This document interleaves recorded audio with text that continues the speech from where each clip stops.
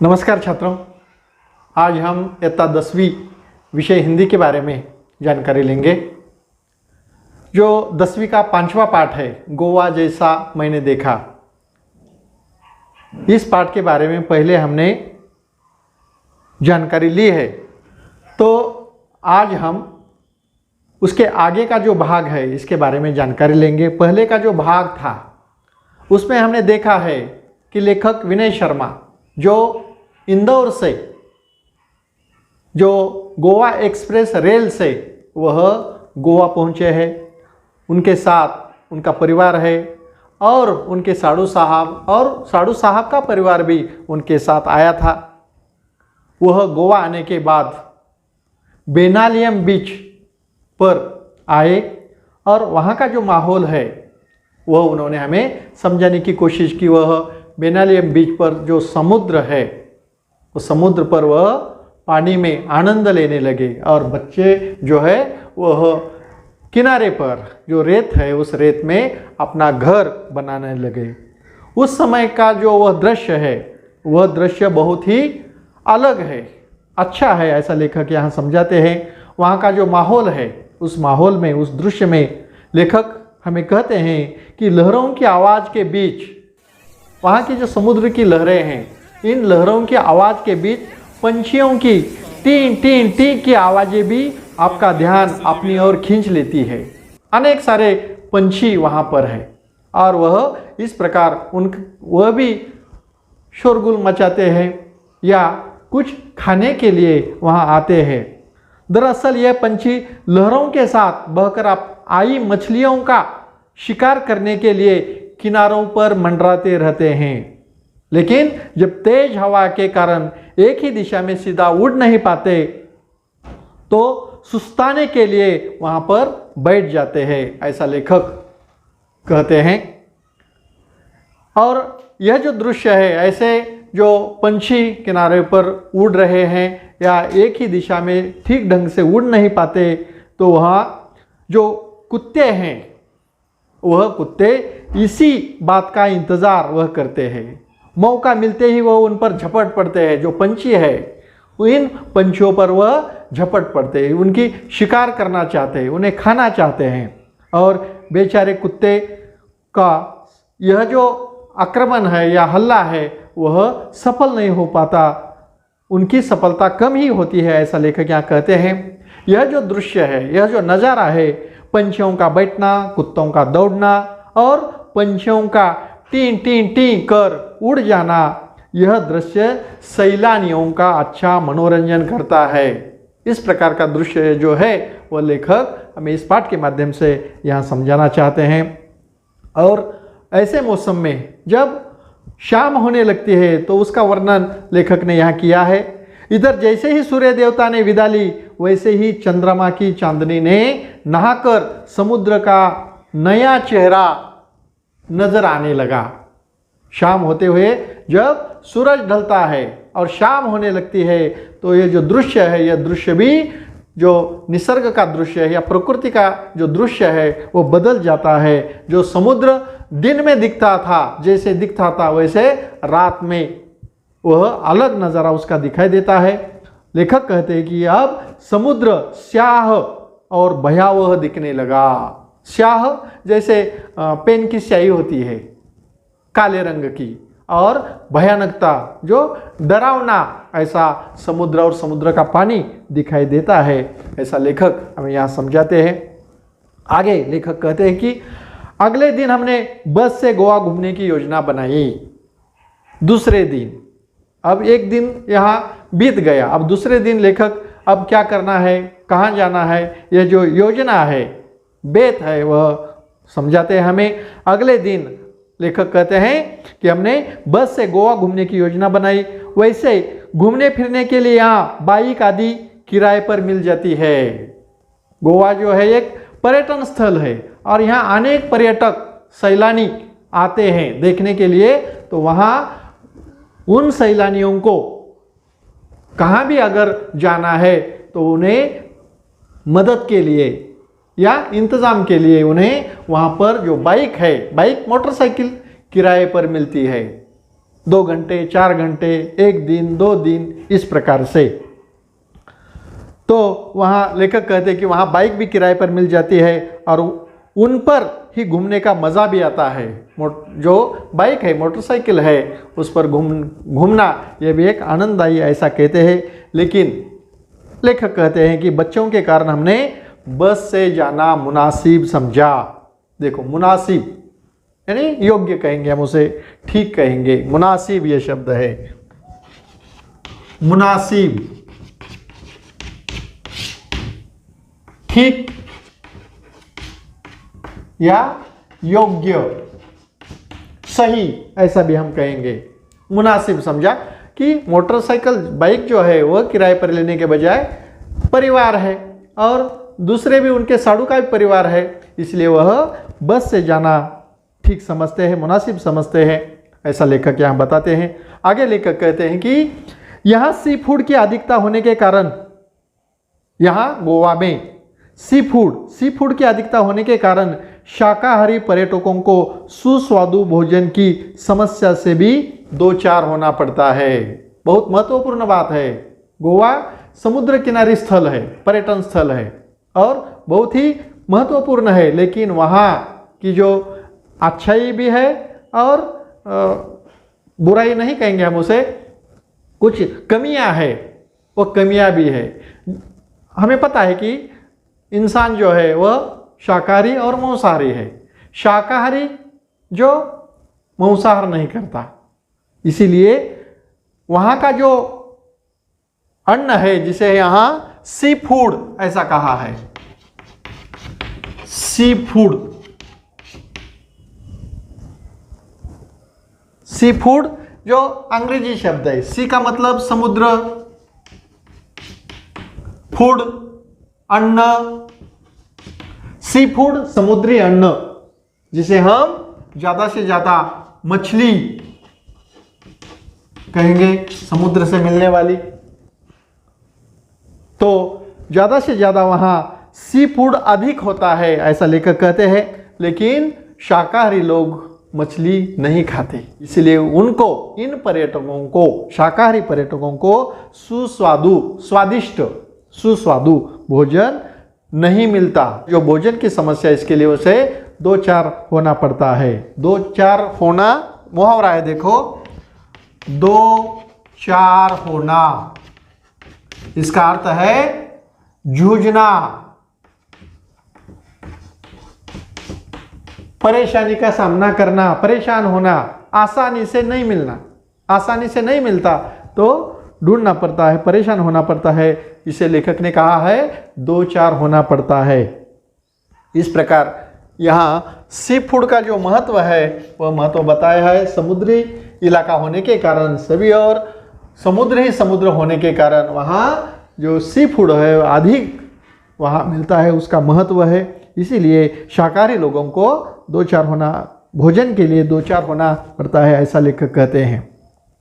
लेखक आगे कहते हैं कि काफ़ी भटकने के बाद अच्छा भोजन मिल गया तो समझो किस्मत, और जेब तो ढीली ही हो गई। यह जो शाकाहारी भोजन है, वह भोजन अच्छा मिले तो किस्मत है, नसीब है कि हमें आज अच्छा भोजन मिला। और अच्छा भोजन जहाँ भी मिलेगा वहाँ तो उसका ज़्यादा दाम देना पड़ता है। जेब ढीली होना दूसरा एक मुहावरा है, देखो यहाँ, जेब ढीली होना।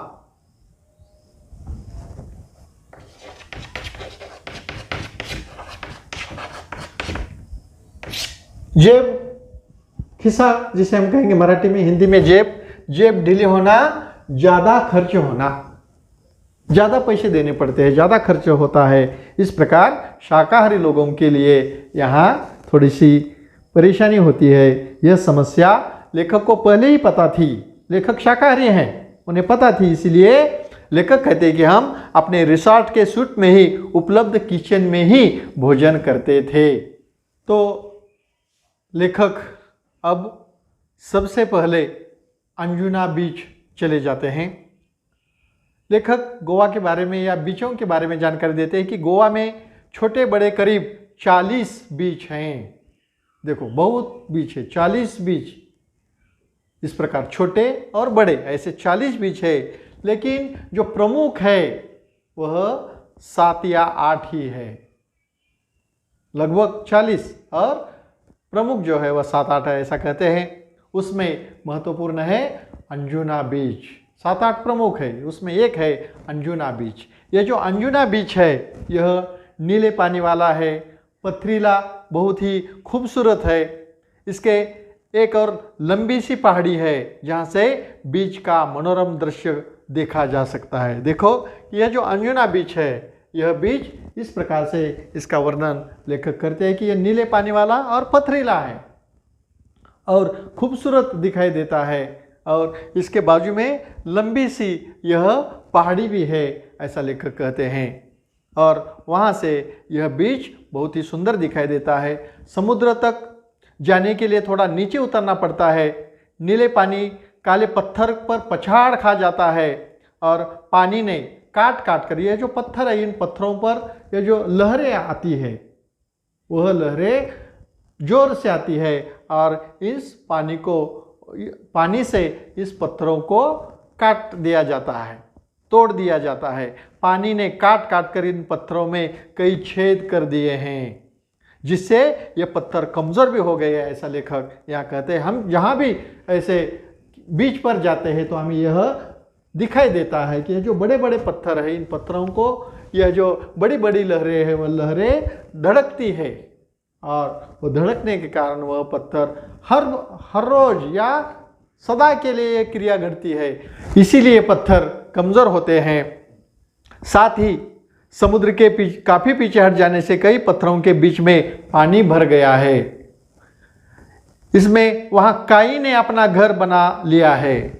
देखो काई एक शब्द है, काई एक सजीव, जिसे हम वनस्पति भी कहेंगे, जैसे शैवाल। शैवाल यह जो वनस्पति है वह जो पत्थर पानी में सदा के लिए रहते हैं तो उस पर यह वनस्पति की परत जमा होती है। इस पत्थरों पर अगर हम पैर रखते हैं तो उसमें फिसलने का डर हमेशा लगता है ऐसा लेखक यहाँ समझाते हैं। इसीलिए घूमने का एक अलग ही आनंद आता है ऐसा लेखक यहाँ समझाते हैं। यहाँ युवाओं का दल तो अपनी मस्ती में डूबा रहता है। ये जो अंजुना बीच है, इस अंजुना बीच पर अनेक जो पर्यटक है, सैलानी है, उसमें ज़्यादा से ज़्यादा युवा वर्ग होता है और वह युवा अपने आनंद करने के लिए, मज़ा करने के लिए, मस्ती करने के लिए वहाँ आते हैं। तो लेखक उसका वर्णन करते हैं कि वहाँ युवाओं का वर्ग बहुत सारा आता है। लेकिन परिवार के साथ आए पर्यटकों का ध्यान अपने बच्चों को खतरों से सावधान रहने के दिशा निर्देश देने में ही लगा रहता है।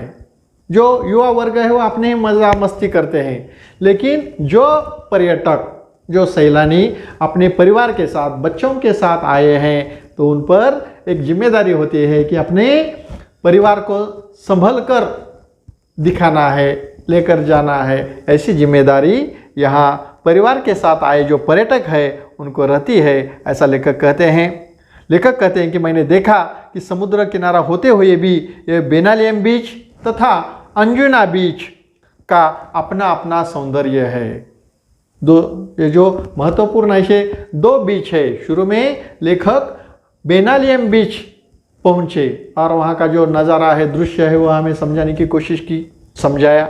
और अंजुना बीच, इसके बारे में भी अभी हमने जो देखा है, जो जानकारी ली है, तो लेखक कहते हैं ये जो अंजुना बीच है और यह जो बेनालियम बीच है, यह दोनों का भी अपना अपना सौंदर्य है ऐसा कहते हैं। जैसे बेनालियम बीच रेतीला है, ज़्यादा रेत है और उथला है, पानी जैसे कि दूर तक पानी है, गहराई जो है उसकी वह गहराई नहीं है, उथला, उथल जिसे हम कहेंगे। बेनालियम बीच रेतीला तथा उथला है और ऐसा होने के कारण यह मछुआरों की पहली पसंद है।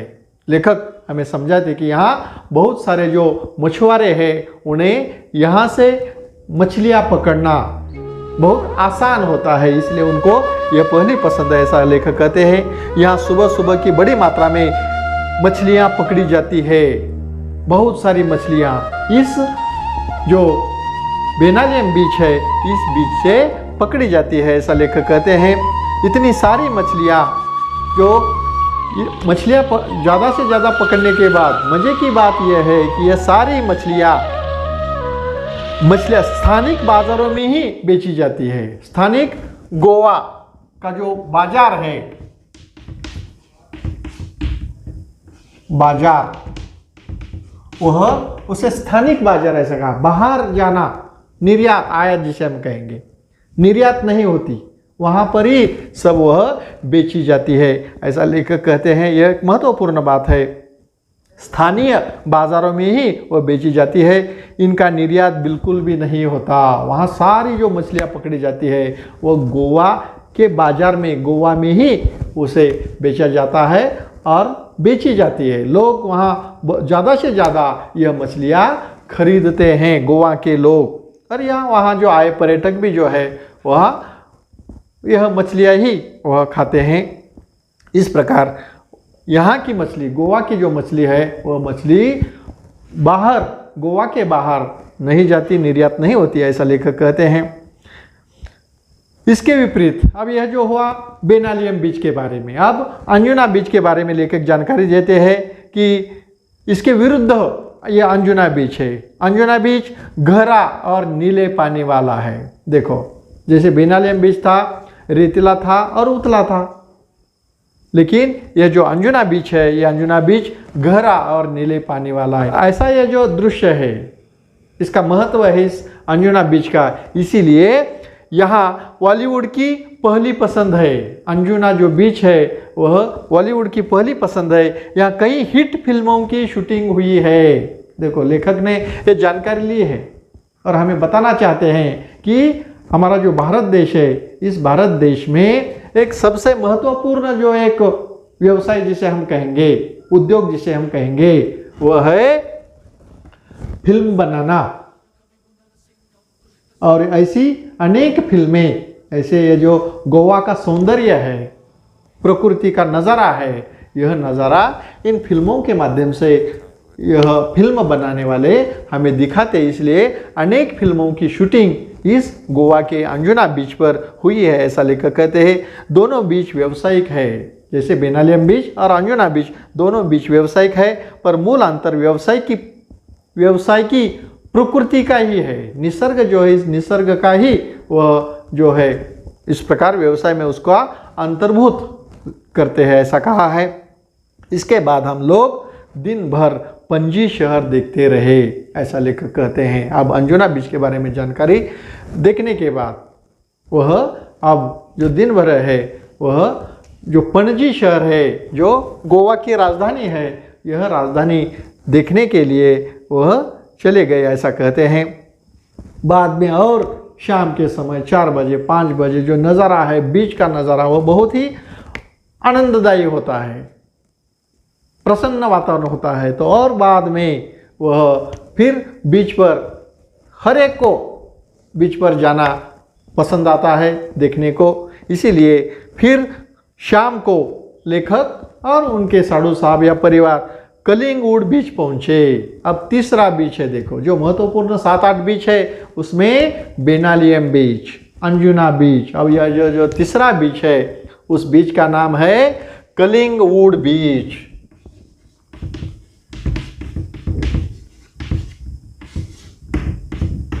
बीच कलिंगवुड बीच, शाम होने के बाद वह कलिंगवुड बीच पहुंचे, ऐसा लेखक कहते हैं। यह भी काफ़ी रेतीला है तथा गोवा का सबसे लंबा बीच है। लंबा दूरी जो है, अंतर जो है, वह बहुत इस कलिंगवुड बीच की है। लगभग 3 से 4 किलोमीटर तक यह बीच फैला हुआ है। कलिंगवुड बीच जो है, यह बीच लगभग 3 से 4 किलोमीटर अंतर तक वो फैला हुआ है, ऐसा लेखक हमें कहते हैं, उसकी जानकारी देते हैं। यहाँ भी कलिंगवुड बीच में भी पर्यटक बड़ी संख्या में आते हैं। यही कारण है कि यह स्थानीय लोगों के व्यवसाय का केंद्र भी है। अनेक जो वहाँ की मशहूर महत्वपूर्ण ऐसी जो वस्तुएं हैं वह बेचने के लिए वहाँ दुकानें लगाई जाती है और वहाँ के गोवा के जो लोग हैं वहाँ अनेक अलग अलग प्रकार के व्यवसाय करते हैं। एक व्यवसाय का केंद्र जो पर्यटक है वो पर्यटक वहाँ की दुकानों से कुछ खरीदारी करते हैं। जो महत्वपूर्ण बात है वस्तु या चीज़ें वह लेना पसंद करते हैं, इसीलिए यह व्यवसाय का भी एक केंद्र है, ऐसा लेखक यहाँ कहते हैं। यहाँ कई प्रकार के वाटर स्पोर्ट होते हैं। महत्वपूर्ण बात है, यह जो कलिंगुड है इस कलिंगुड बीच में अनेक प्रकार के वाटर स्पोर्ट है। वाटर पानी, स्पोर्ट खेल, पानी में खेला जाने वाला खेल, जिसे समुद्री पानी में खेला जाने वाला जो अनेक खेल है वह खेल यहाँ खेले जाते हैं, ऐसा लेखक कहते हैं। जिसमें कुछ हैरत अंगेज है। हैरत अंगेज आश्चर्यजनक, बहुत ही डरावने या आश्चर्य लगने वाले, इस प्रकार उसे हैरत अंगेज ऐसा लेखक ने कहा है। हैरत अंगेज का मतलब है आश्चर्यजनक, जिन्हें देखने में ही आनंद आता है। दूसरे जो खेल का मजा लेते हैं, खेल में भाग लेते हैं, लेकिन अनेक सैलानी या पर्यटक वह खेल देखते हैं और वो देखने के बाद भी उसका आनंद आता है।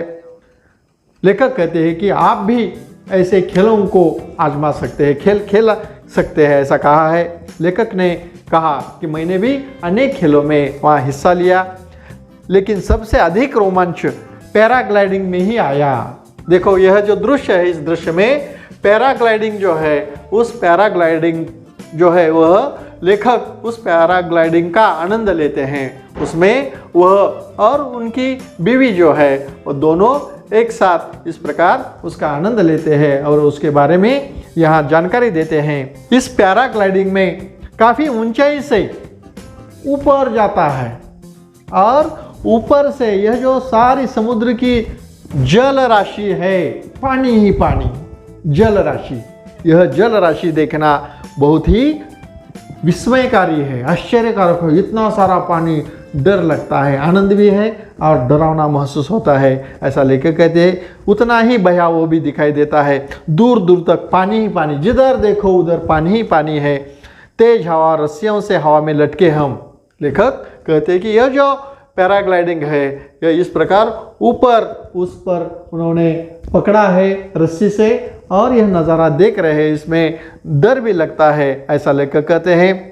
लेखक आगे कहते हैं हम यानी मैं और मेरी पत्नी दोनों इसका मज़ा वह लेते हैं, दोनों डर भी रहे थे और खुश भी हो रहे थे, ऐसा लेखक कहते हैं।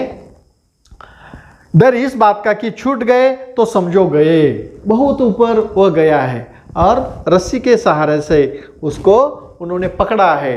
रस्सी हाथ से छूट जाती है तो नीचे गिर गए और नीचे गिरेंगे तो हम जीवित नहीं बचेंगे, ऐसा डर दिल में, मन में ऐसा निर्माण हो जाता है। इसीलिए दोनों डर भी रहे थे और खुश भी हो रहे थे, ऐसा लेकर कहते हैं। डर इस बात का कि छूट गए तो समझो गए और खुशी इस बात की कि ऐसा रोमांचक दृश्य पहली बार खुद देखा है और आजमाया है, इसीलिए उन्हें आनंद भी है और गिरने का डर भी है, ऐसा लेकर कहते हैं। सचमुच और अद्भुत ऐसा यह नज़ारा इस कलिंगुड बीच पर, यह जो पैराग्लाइडिंग का जो खेल है, यह खेल या जो नज़ारा है देखने को मिलता है। इस प्रकार लेखक आगे कहते हैं कि हम यहाँ 4-6 दिन रहे गोवा में। जब वो आए हैं गोवा देखने, मज़ा लेने, तो वह गोवा में 4-6 दिन रहे, लेकिन उनकी एक ही दिनचर्या रही। दिनचर्या, रोज का जो कार्यक्रम जिसे हम कहेंगे दिनचर्या,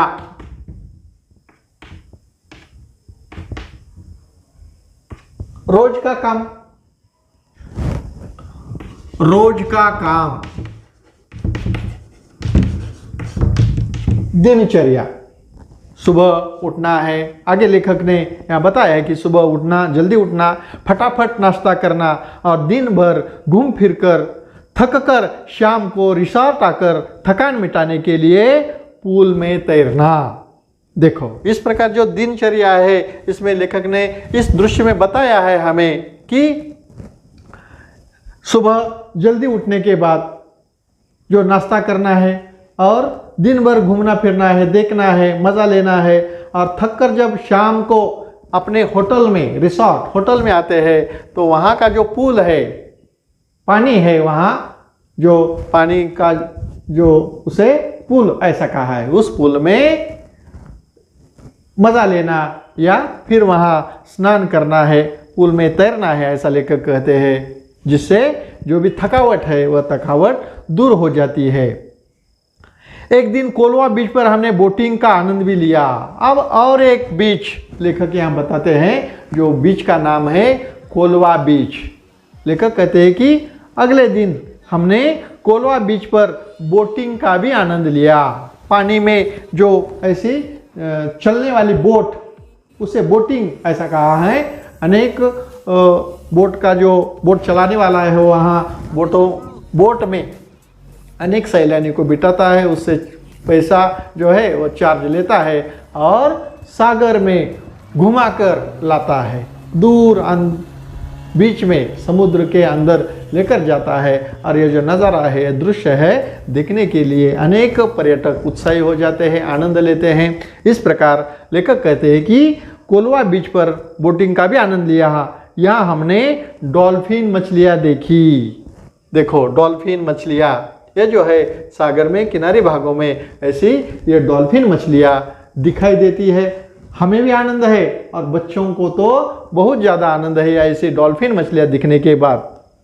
तो डॉल्फिन मछलियाँ देखी, हालांकि ये छोटी थी पर बच्चों ने अच्छा आनंद लिया। ये जो मछलियाँ है, डॉल्फिन मछलियाँ है, ये इस प्रकार पानी से बाहर आती है और उनका जो नज़ारा है वो कैसे किस प्रकार से उछलती है, कूदती है, यह नज़ारा बड़ों को भी और छोटों बच्चों को भी बहुत ही आश्चर्यजनक लगता है, आनंद देने वाला लगता है, ऐसा लेखक यहाँ कहते हैं।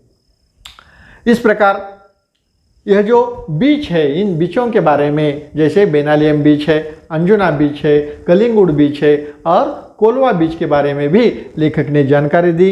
अंत में लेखक यहाँ कहते हैं कि इस दौरान यहाँ नवरात्रि तथा दशहरा पर्व मनाने का सौभाग्य भी प्राप्त हुआ। ऐसे मौसम में लेखक गोवा गए कि उसी दिनों वहाँ नवरात्रि या दशहरा का पर्व मनाया जा रहा था।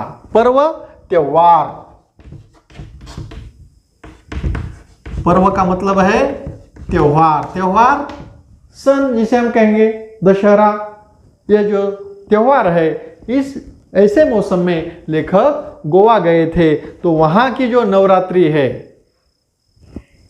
वह नवरात्रि तथा दशहरा पर्व मनाने का जो भाग्य है उसे सौभाग्य ऐसा लेखक कहते हैं। सौभाग्य भी लेखक को प्राप्त हुआ। जिस प्रकार उदाहरण देते हैं लेखक कि उत्तर भारत में जिस तरह हर घर तथा गली मोहल्ले में माँ दुर्गा की घट स्थापना की जाती है तथा लड़कियों द्वारा गरबा पर्व मनाया जाता है। उत्तर भारत की उत्तर की ओर, उसे उत्तर भारत ऐसा कहा है।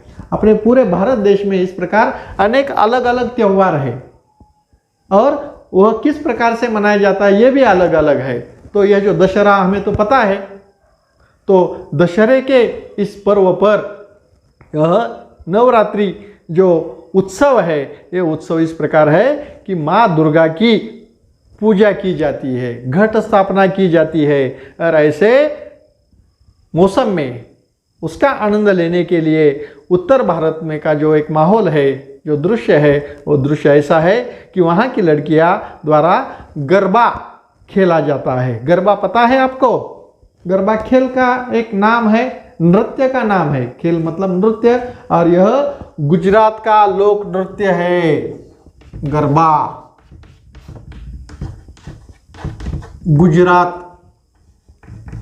गुजरात का लोक नृत्य। उत्तर भारत में इस दशहरे के पर्व पर माँ दुर्गा की जब घट स्थापना की जाती है तब वहाँ की जो लड़कियां है वह गरबा नृत्य करती है। यह पर्व मनाया जाता है ऐसा लेखक कहते हैं। ऐसा ही यहाँ भी होता है, गोवा में भी, जैसे उत्तर भारत में होता है वैसे गोवा में भी होता है ऐसा लेखक कहते हैं। लेकिन एक अलग बात है, रावण का पुतला कहीं भी नहीं जलाया जाता है। बहुत विशेष है। देखो दशहरे के दिन दशहरा, उसे नाम क्यों दिया है? जो रावण के जो 10 मुख है, इसीलिए उसको दशहरा ऐसा नाम दिया है। लेकिन इधर गोवा में हमारी ओर रावण का पुतला जलाया जाता है, लेकिन गोवा में रावण का पुतला कहीं भी, पूरे गोवा में रावण का पुतला नहीं जलाया जाता। एक महत्वपूर्ण बात यहाँ लेखक हमें बताते हैं। सुबह से लोग अपने वाहनों की सफाई कर उनकी पूजा करते हैं और शाम को भगवान की एक पालकी मंदिर में ले जाई जाती है। ये जो पर्व है वह पर्व किस प्रकार से मनाया जाता है बताते समय हम भी अपनी ओर इस दशहरा के मौसम में अपने पास जो वाहन है, इन वाहनों को धोया जाता है, साफ सफाई की जाती है और उसकी पूजा की जाती है। उसी प्रकार भगवान शाम के समय भगवान की भी एक पालकी मंदिर ले जाया जाता है। ऐसा गोवा का जो यह दृश्य है या गोवा की ये जो संस्कृति है, यह संस्कृति यहाँ लेखक हमें समझाते हैं। इसके बाद एक पेड़ विशेष की पत्तियां तोड़कर लोग एक दूसरे को देकर बधाई देते हैं। हमारी और भी यह प्रथा है, परंपरा है कि दशहरे के दिन जो एक विशेष पेड़ ऐसा कहा है उसे हम शमी का पेड़ ऐसा कहते हैं। उस जो मराठी में हम आपटा कहते हैं, उसे सोना चांदी ये नाम दिया है।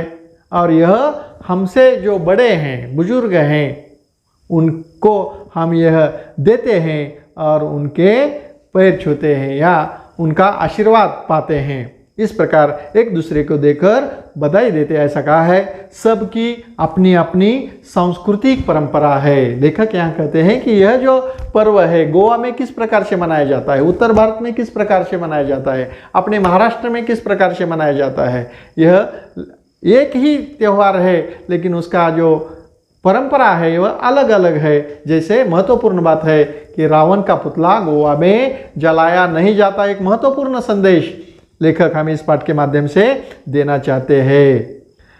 इतने कम दिनों में मैं गोवा को पूरा देख समझ तो नहीं पाया।